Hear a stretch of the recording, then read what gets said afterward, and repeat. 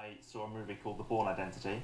Oh yes, well, I'm a big fan of the Bourne movies, yes. And if you mash together the concept of the Bourne Identity and Harry Potter, you end up with the concept of my first book, Jimmy Coates' Killer.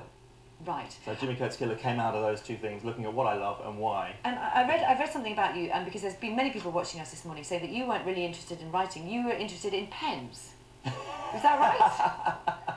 Yeah, certainly all the way through school I was never interested in writing stories. So where did it come from? But I loved this? having a good pen and just maybe there was something in me that just wanted to be writing something, just wanted to be feeling the pen on the paper. Yeah. So I spent 2 months doing that with this idea, with this Harry Potter Bourne Identity idea that became Jimmy Coates. Yeah. I spent 2 months plotting it out, 2 months developing that concept into something a bit more original that could stand on its own. Yes. So that, I suppose, is the first thing that I'd say to aspiring novelists, that if you want to start writing your novel in 2010, don't worry about writing a word till March. Really? Spend the first 2 months cooking up the ideas, plotting the little corners, planning everything out, developing the concept, developing the structure, or if you don't have a concept or an idea yet, just analysing what you love and work out why and how you can piece those things together. Okay, so that's other top tips are being comfortable. We just had from Kate Moss. Where do you do your writing?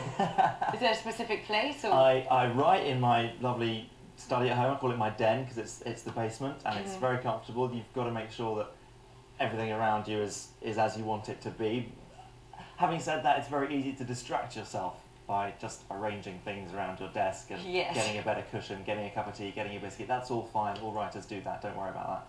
But try not to be distracted by it too much. And you're quite disciplined with the sort of amount, and this from Kate Moss as well, sort of amount of words per day or time you spend. Well, the thing is, once you've planned everything out, it's much easier to write. So there's two things. One is plan it all out first. Yes. And the second is, don't worry about how good it is while you're writing it, because that is what causes That's writer's exactly block. I wanted to ask you, because how do you know that what you're writing isn't just rubbish? And well, you don't worry about that. You don't think about that at all. When I'm working on a book, 2 months of planning, and then when I've got the plots all worked out and I end up with a 10-page outline of scene by scene what's going to happen, which is quite detailed. Not all novelists have that, but that's the way I like to work. So the structure, as Kate Moss said, is very important. Yes. Then I write 2,000 words a day until I'm done. Gosh. But that's just the next stage. There's a whole other 2 months after that of rewriting and editing. And if you know that's coming, if you know you're going to rewrite your book, then you can write without worrying about how good it is. The first draft of everything is rubbish. Okay, which is very encouraging to people out there. And then do you let people, you love, read it, or who gets to read it? Ultimately, the person I'm writing for is me. Every Jimmy Coates book, I'm the audience, something that grips me. I'm a very impatient reader, and I love a thriller, and I need it to grip me at every stage, so I'm the ultimate audience.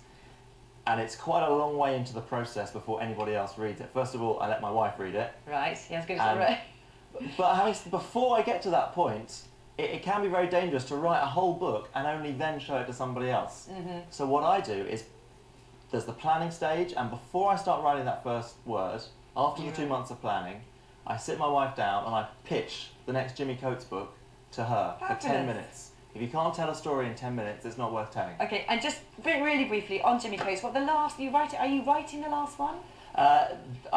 Jimmy Coates' Power is Jimmy Coates #6, which is out at the moment. And there's only going to be 8. There are going to be 8. I've written 7 and 8, but they're not coming out for a while. I'm working on new stuff in the meantime. Gosh, how amazing. Well, congratulations on all of that, and thank you very much for coming to talk to us. It's been really interesting. Joe, thank you. Now,